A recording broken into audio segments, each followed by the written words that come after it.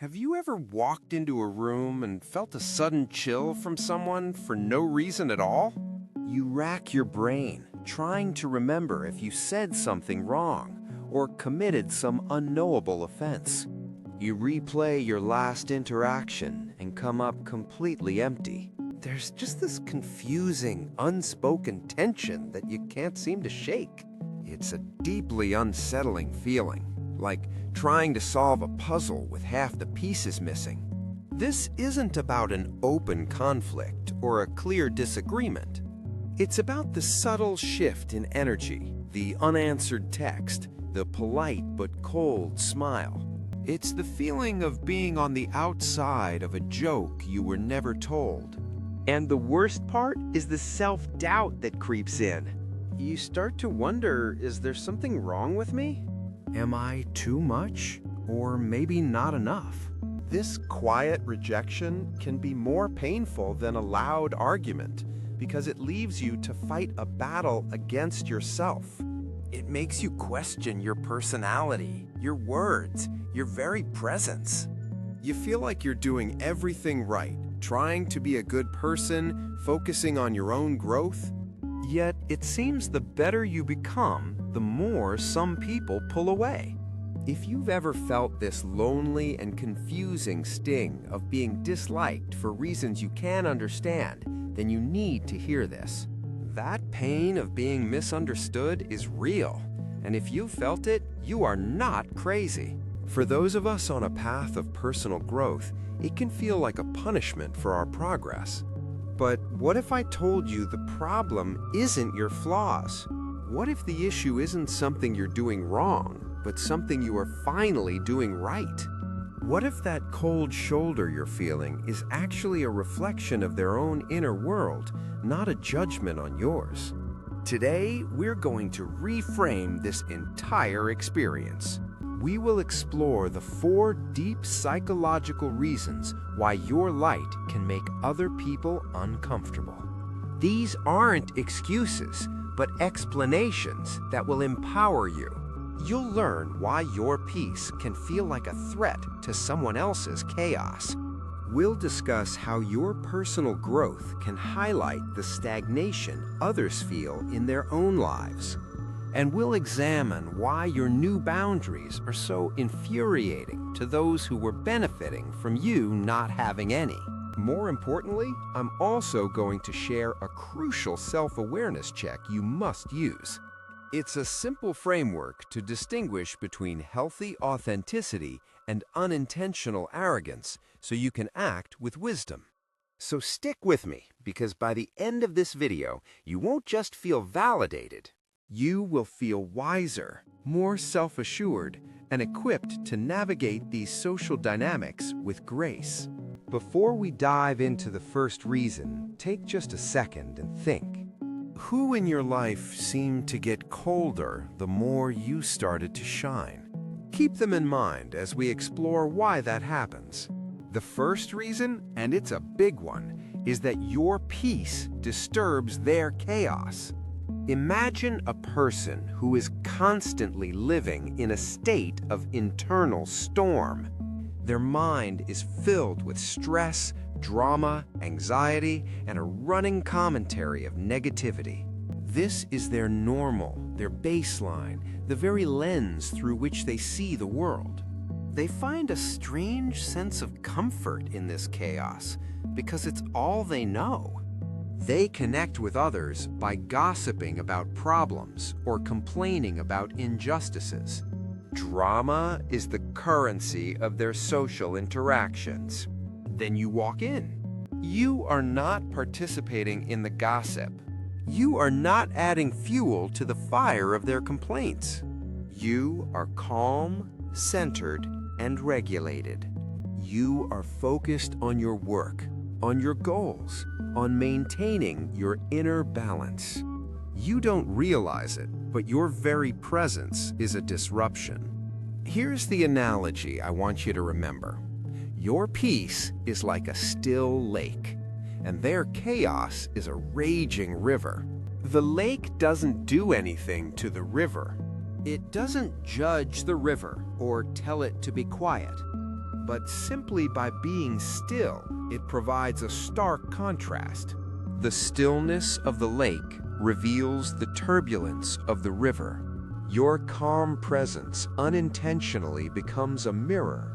It reflects back to them the chaos they are living in, and that makes them deeply uncomfortable.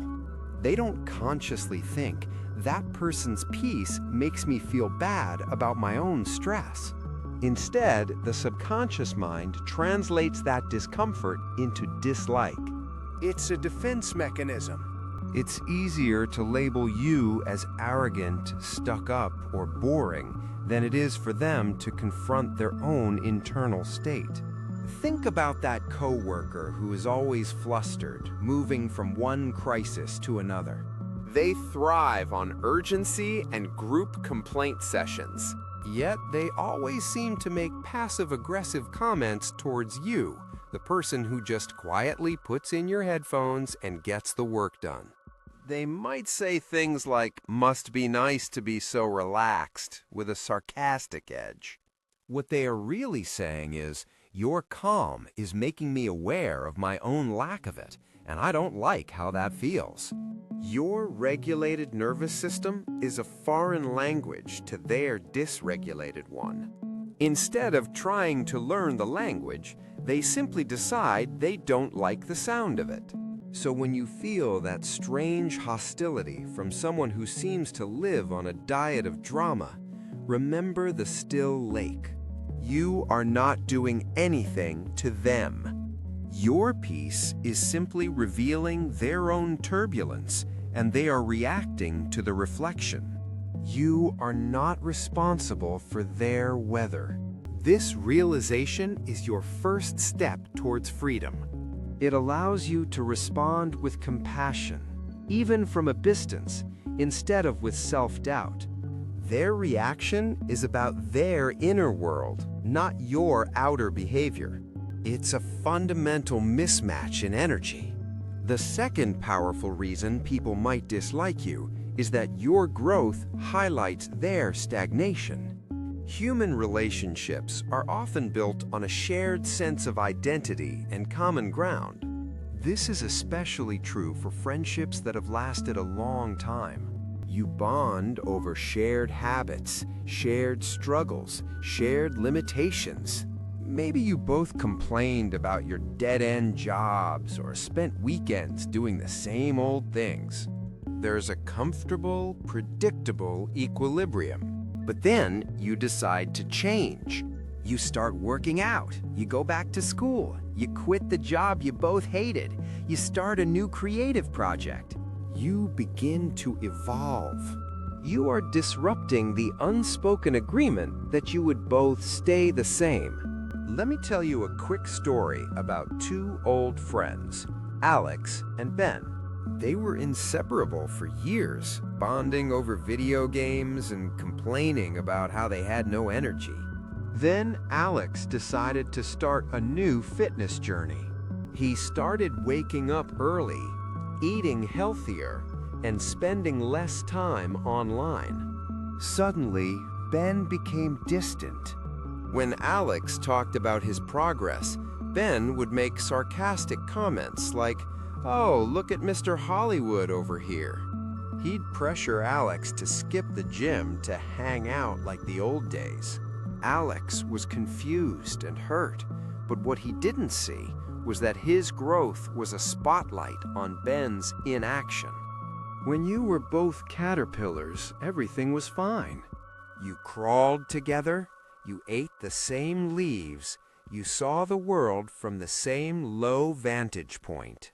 But now you are building a chrysalis. You are preparing to transform. And your friend, still a caterpillar, is terrified. They aren't just afraid of you changing. They are afraid you will fly away and leave them crawling on the ground. Every time you talk about your new wings, it reminds them that they are still on the same leaf. This triggers feelings of inadequacy, jealousy, and fear. That fear often morphs into resentment or dislike. They may start to criticize your new habits. They might try to sabotage your progress, not because they are evil, but because they are desperate to restore the old, comfortable equilibrium. They want their crawling buddy back. They are not rejecting you. They're rejecting the mirror you now hold up to them. A mirror that reflects their own choices, their own fears, and their own unrealized potential. It's a painful thing to see. So they choose to shatter the mirror instead of looking into it. This is a moment of profound truth. You are not responsible for another person's comfort with your evolution. Their discomfort is a sign of their own struggle, not a flaw in your growth. Continuing on your path might mean outgrowing certain relationships. And while that can be sad, it is a natural and necessary part of becoming who you are meant to be. True friends will be inspired by your flight, not threatened by it. They will want to know how you built your wings. This leads us to the third reason, which is all about power and control. Your boundaries expose their need for control. For years, you might have been the go-to person. The one who always said yes, even when it was inconvenient. The one who would drop everything for a last-minute request. The one who absorbed others' emotions without complaint. You were reliable, accommodating, and easygoing. But this accommodation often came at the cost of your own energy, time, and well-being. Then you started your journey of self-respect. You learned the power of a simple yet revolutionary word, no. You started setting boundaries. You stopped answering your phone after 9 p.m. I'm not available to help with that this weekend. I'm not willing to discuss this topic with you. To you, this is healthy. It's about self-preservation. But to a person who was accustomed to your unfettered access, it feels like an act of aggression. Let me be clear. Boundaries are not walls you build to push people out. Boundaries are simply instructions you provide on how to respectfully interact with you. People who want to control you absolutely hate instructions.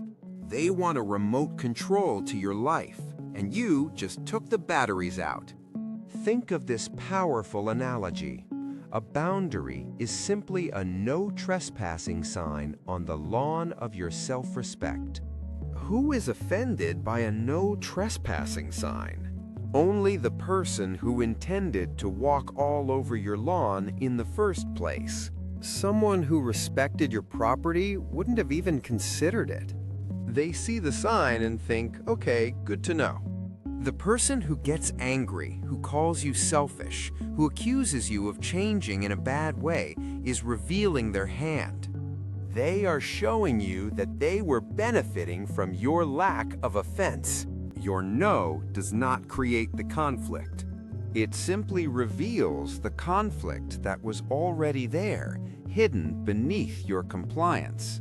Consider a family member who always relied on you for last-minute favors, treating your schedule as an extension of their own.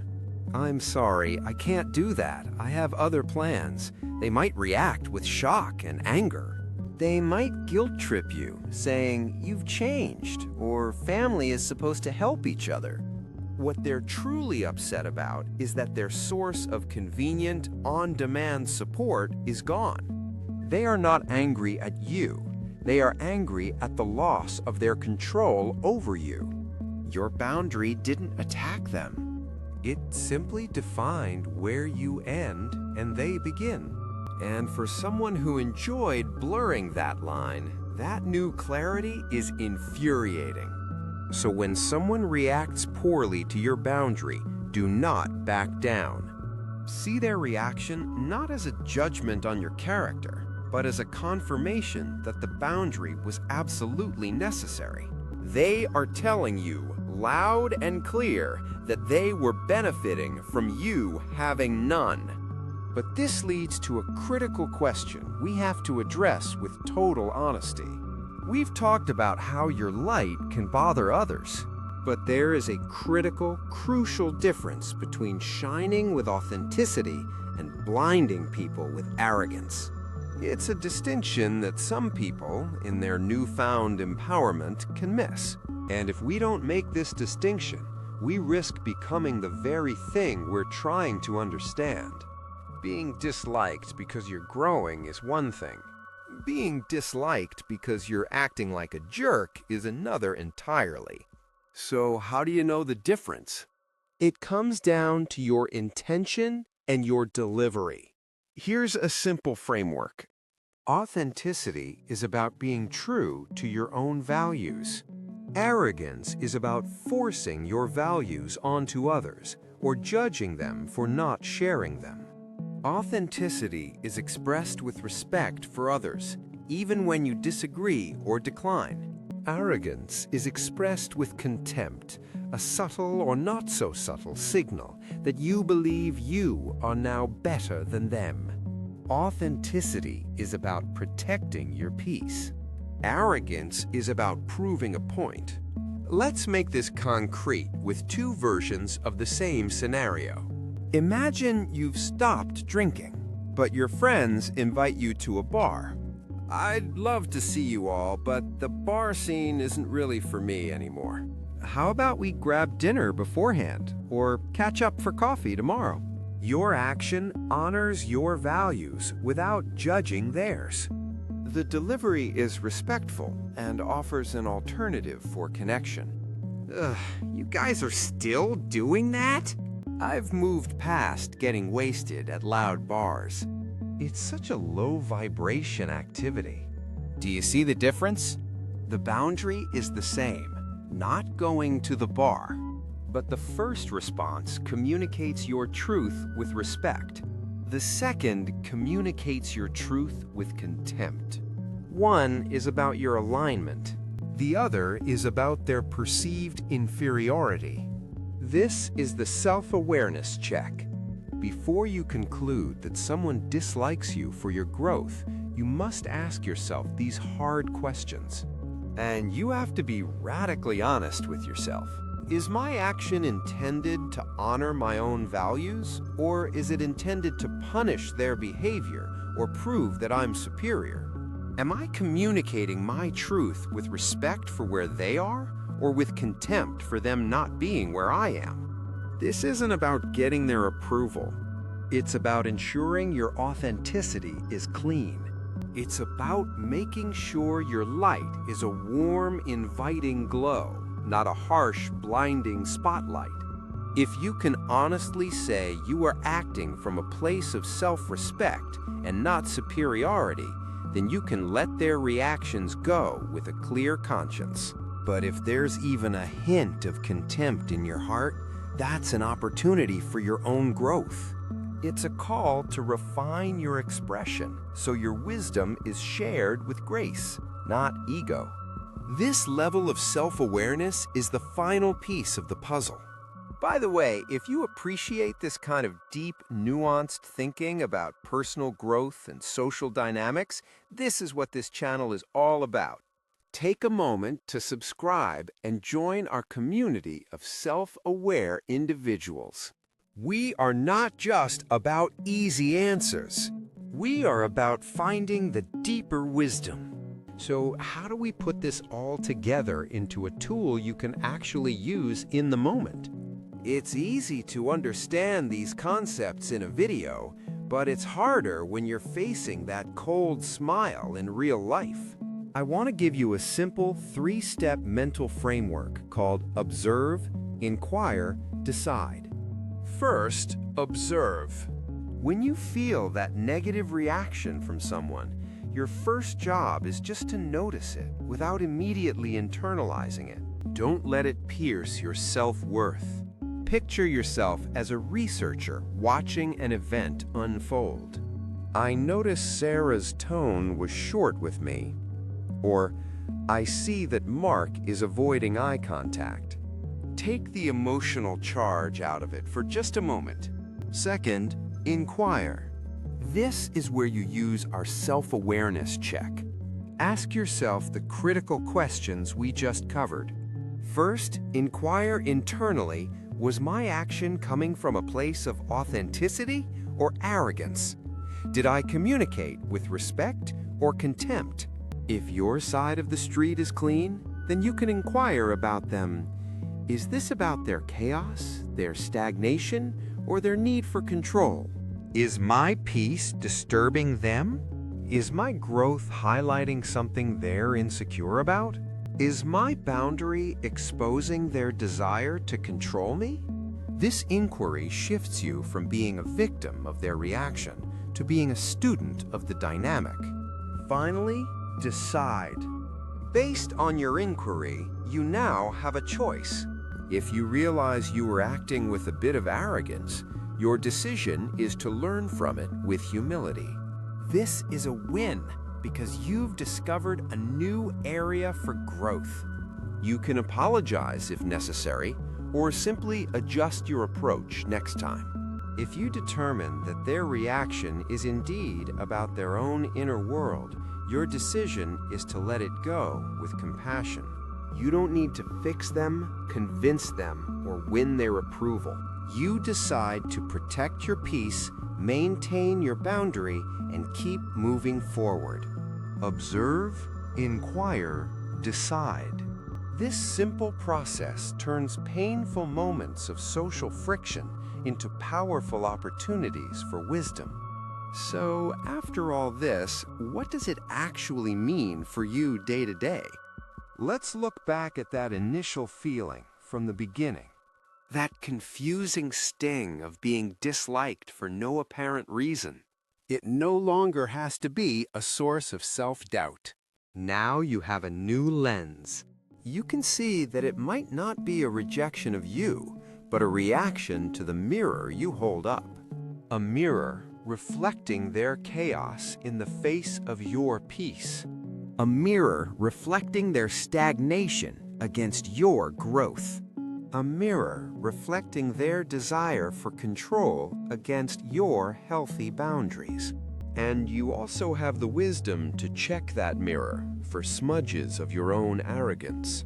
You have the tools to ensure your authenticity is expressed with grace.